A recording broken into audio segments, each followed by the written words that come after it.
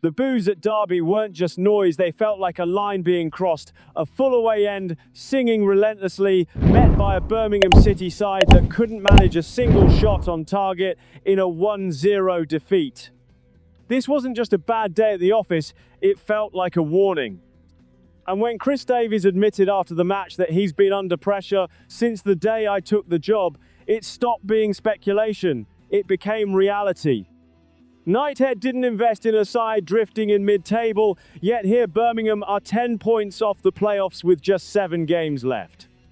This isn't a project building momentum, it's one that stalled at exactly the wrong time in 2026. And when things stall at St Andrews, the same name always seems to return. A familiar figure, someone who understands the club inside out, the culture, the expectations, the pressure.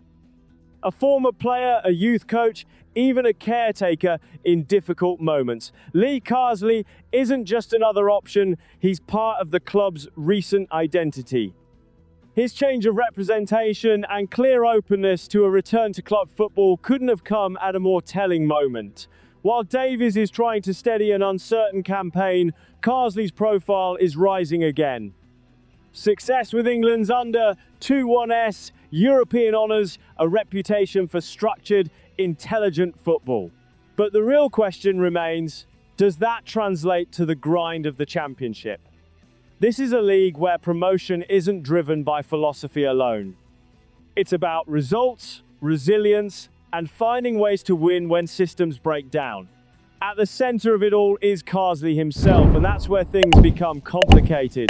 According to reports from Alan Nixon and growing fan sentiment, he's the obvious name if a change is made. But obvious doesn't mean convincing. That's the tension. Many supporters want Davies gone, but aren't fully sold on Carsley either. There's respect, there's connection, but there's also doubt. And that uncertainty is exactly what makes this decision so difficult for Knighthead. Do you follow the emotional pull of a familiar figure, or look for a more experienced, proven option in one of the toughest leagues in football? Meanwhile, Davies isn't hiding from the situation. His honesty has been clear from the start. He understands the expectations. He's felt the pressure from day one. But honesty doesn't buy time when results aren't there. The step up from League One to the Championship has exposed more than just a dip in form.